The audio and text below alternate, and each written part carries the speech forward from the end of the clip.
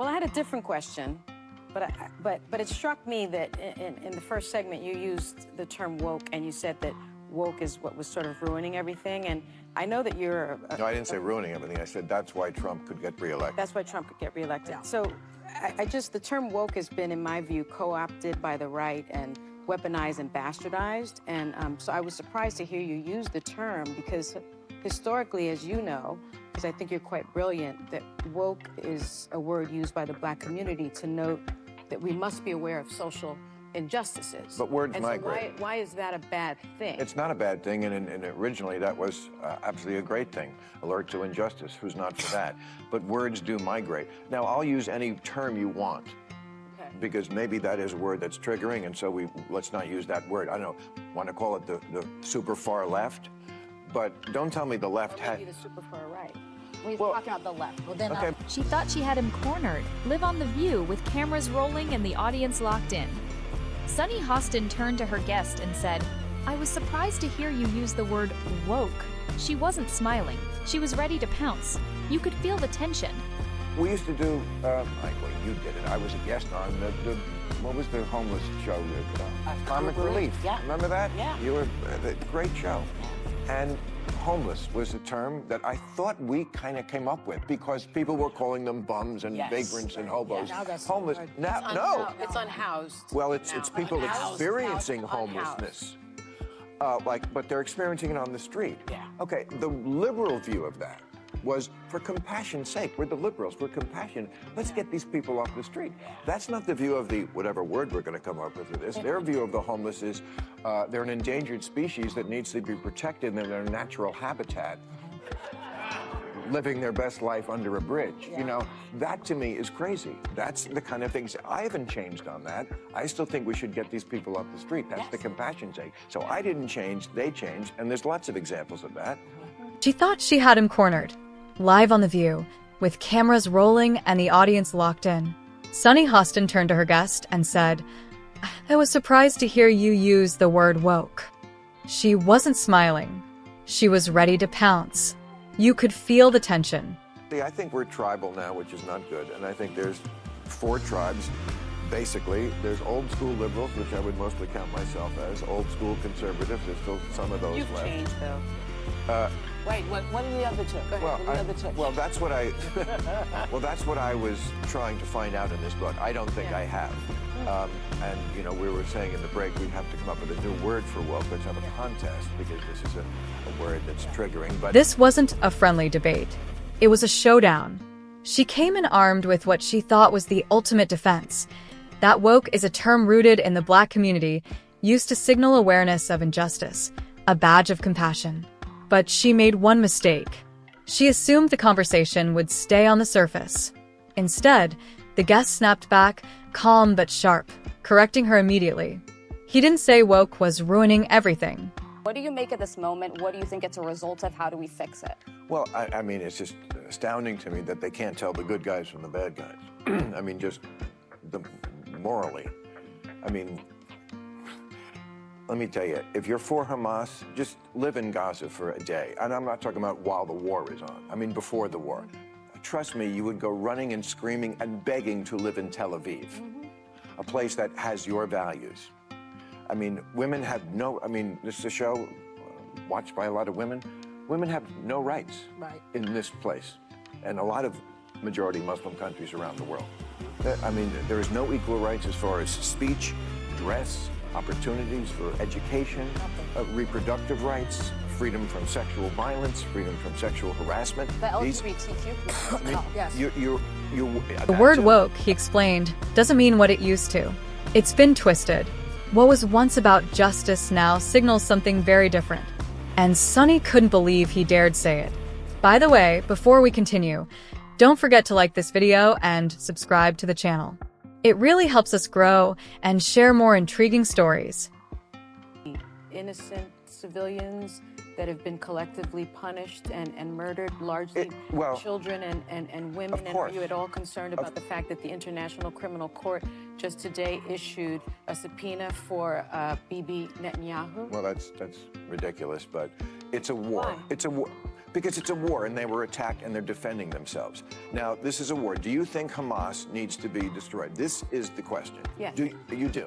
Yes. So how do we get out with a ceasefire? All right. So Hamas needs to be destroyed because they are a terrorist organization who say openly that they want to commit genocide on the Jewish people, on the state of Israel. That's what from the river to the sea means.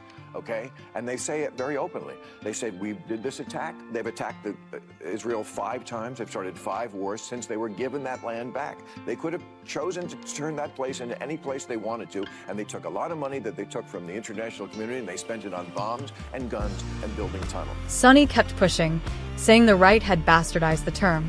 But her opponent calmly tore through that idea, explaining how words evolve, how they get hijacked by movements, and how the left itself has changed. Not just a little, radically. And as you'll soon see, that was only the beginning. Then came the real twist. He didn't just challenge the word woke. He pulled the mask off the entire ideology. He said what nobody on that stage expected to hear. Wokeism isn't about justice anymore. It's just Marxism dressed up in new clothes. Suddenly, the mood shifted. He explained how this wasn't about compassion. This was about power. The same kind of power Marxism was obsessed with, splitting society into groups, the oppressors and the oppressed. But instead of using class like the old-school communists, the woke movement replaced it with race and identity. And just like that, the victim became untouchable, not because they were right, but because of who they were. It was all a political play. And the goal?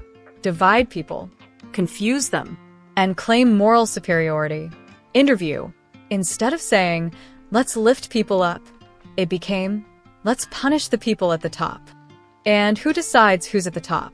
Not based on behavior, not based on character, just based on skin color, gender, or whether you fit into the right box. It was no longer about fairness. It was about control. And what really hit hard was when he said the left didn't even realize this was happening. They thought they were being noble, but they were being used by an ideology that was radical, divisive, and dangerous. And on The View, he said it all to Sunny's face. Then came the bombshell that made everyone in the room sit up. He said America had already worked through its racial struggles, not perfectly, but by the 1990s and 2000s, something incredible had happened. The country had moved forward. Interracial friendships, marriages, workplaces, people weren't obsessing over race every day. And then suddenly, wokeism dragged it all back. It didn't just reopen old wounds. It convinced people those wounds never healed in the first place. Think about it. A country that elected a black president twice is now being told it's just as racist as it was during Jim Crow. That's not just wrong. It's gaslighting on a national scale. Woke activists didn't want people to feel proud of progress. They wanted guilt, division, and resentment because that's how you control society. He made it painfully clear. If you believe that racism is hidden in every corner of life, then it justifies radical change. You start tearing down systems that aren't even broken. You start treating ordinary people like they're part of some invisible evil structure, just because of their skin color. And what do you get? A nation walking on eggshells. People too afraid to speak. Too scared to ask honest questions. That's not progress. That's fear. And as he looked right at Sunny, it was obvious. This wasn't just about politics. This was about truth versus delusion. And just when it seemed like things couldn't get any more intense, he dropped a story that made the whole audience freeze. It wasn't abstract. It wasn't theory. It was real. And honestly, it was ridiculous. He reminded Sunny of Comic Relief, a show they both supported aimed at helping the homeless. Back then, they called them just that, homeless. Not to be cruel, but to be clear. It was a problem that needed solving. People needed help getting off the streets. That was compassion. But now, you're not even allowed to say homeless. The new term is people experiencing homelessness. And it gets worse. He said, the far left no longer even sees homelessness as something to solve. They see it as a lifestyle that needs protecting. Like living under a bridge is some kind of choice, as if it's a natural state that must be preserved. He wasn't making a joke. He was furious. Because what used to be a call for action, let's help them, turned into a weird form of passive acceptance. Leave them alone. Don't judge. And that shift? It isn't kind. It's cruel. It leaves people on the street in the name of fake empathy, just so no one has to feel offended. That's when he looked at Sunny and said, I didn't change. They changed. And you could see it on her face. She didn't know how to argue with that. Then came the part that cut even deeper. He wasn't just talking about language. He was talking about how that same twisted thinking had infected everything, even mental health and gender identity. He explained that compassion used to mean helping someone. If a person was struggling with reality, you gently guided them back. You asked what was wrong. You tried to heal. But now, woke ideology says you're not allowed to question anything. If someone believes they're the opposite gender, you can't ask why. You can't explore what's going on. You can't even suggest they might be confused or hurting. Instead, you're told their belief is reality. And if you say otherwise, you're suddenly a bigot. Or worse, a white supremacist. This shift, he said, is terrifying. Because when you can't question what's obviously false, like when a man says he's a woman and you're forced to agree, that's not kindness. That's coercion. Wokeism turns suffering into status. If you claim victimhood, you're always right. And once someone is labeled a victim, they can't be challenged. They become untouchable, even if their ideas are dangerous or completely disconnected from reality. He said it clearly. Wokeism isn't just wrong. It's anti-reality. And as he laid all of this out, you could feel the room go quiet. Because whether people agreed or not, deep down they knew he wasn't lying. He didn't stop there. In fact, the next point hit like a hammer. He said the biggest weapon of wokeism isn't protests or hashtags. It's confusion. Simple truths get buried under mountains of jargon, academic buzzwords, and fake intellectualism. Not because the issues are complex, but because the truth is inconvenient. He gave examples that hit hard. We had a black president twice. That fact alone should end the conversation about America being fundamentally racist. Men can't become women. That's biology, not politics. But if you say those things out loud today, you're told you're ignorant, hateful, or just not educated enough. Wokeism doesn't argue with facts. It drowns them in nonsense. Gender studies or race theory, you're not allowed to speak. That's how they shut people down. He said it's a scheme, an elitist trap. Ordinary people are told they're too dumb to understand. But the truth? Most people do understand. They're just scared to say it. That fear is the goal. Because once you're afraid to speak, you start to accept things you know aren't true. You nod along to keep the peace. You stay silent while reality gets rewritten. And that silence is exactly what lets woke ideology spread without resistance. As he laid that out, Sunny fired back with a smile and said, "Oh, you've changed." But his answer stopped her cold. He looked right at her and replied, "No, I didn't change. You did." And then he broke it down in a way no one on that stage could deny. He said, "We've become tribal. Not just divided, but split into 4 ideological camps. On one side, you've got old-school liberals like myself. Then there are old-school conservatives. But the 2 new tribes? They're extremists, the far left and the far right. And the scariest part? The old-school liberals, the rational, moderate voices, are being shoved out by their own side." He wasn't guessing. He was speaking from experience. He said people like Sunny are the perfect example. They dress their politics in kindness, compassion, and inclusion, but they've led the entire Democratic Party into a fantasy. A place where common sense is offensive and anyone who disagrees is labeled dangerous. And it's not just name-calling. It's cancellation, isolation, character assassination. He knows many traditional liberals who now live in silence, afraid to speak up because they dared to question one tiny part of the narrative. Say the wrong word. Show the wrong opinion, and you're out. This isn't political evolution. It's ideological exile. The far left, in their obsession with looking virtuous, abandoned logic, abandoned debate, and abandoned their own people, the very people who built the movement in the first place. And Sunny? She sat there smiling as if that betrayal didn't even register. Then came the part no one wanted to touch, but he did. He said, This delusional kindness has even infected border policy.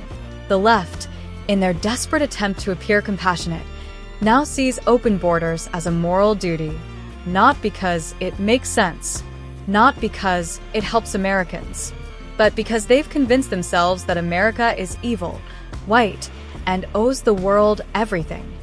The narrative goes like this: America was built on colonization, oppression, and violence. So now, to fix that sin, we must let in anyone and everyone from the so-called oppressed world.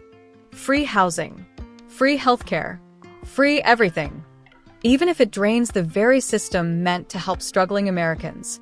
And you better not question it. If you do, you're a racist. He went further, calling out one of the most outrageous parts of the ideology: allowing biological men to compete in women's sports, all in the name of inclusion. He said straight up, "This isn't progressive. It's insane. Men beating women in sports isn't empowerment. It's a mockery." But the far left defends it, calling anyone who disagrees a bigot. And why? Because at its core, this movement isn't about rights. It's about control. It's about reshaping the world to fit a radical ideology. And the moment someone like Trump stands up and says enough, they panic. They weaponize the justice system, the media, anything they can to crush him, because he's a threat to their new Marxist dream state. Then he dropped the kind of truth bomb that makes people gasp, and some get furious. He said, "This obsession with guilt and victimhood has pushed the woke left so far off course, they now support terrorist groups." Yes, actual terrorists. And he didn't dance around it. He named them Hamas. He said, "If you think Hamas are the good guys, go live in Gaza for a day. Not during a war, before the war. See what happens to women there. See what happens to gay people, to journalists, to anyone who speaks out. No rights, no freedom, no safety." And yet, the same people who preach equality and progressiveness here in the West are defending these groups. Why? Because they've built their worldview around one twisted formula. White equals bad. Brown equals good. That's it. That's the whole moral compass. It doesn't matter that Hamas murders civilians, silences women, or hates LGBTQ people. All that gets ignored because they're seen as oppressed. And in this ideology, oppressed equals innocent. No questions asked. That's not compassion. That's willful blindness. That's moral collapse. He looked right at Sunny and laid it all out. The left pretends to stand for women's rights, gay rights, freedom of speech. But the second those values clash with their racial or political narrative, they abandon them. They pick sides not by principle, but by identity. And the hypocrisy is staggering. Sunny fired back, trying to steer the conversation to innocent civilians caught in the crossfire. She asked, "What about the innocent Palestinians who have been killed?" A fair question, you'd think. But his response cut through it cold. Yes, innocent lives lost are tragic. But this isn't just war. It's a fight for survival. Israel was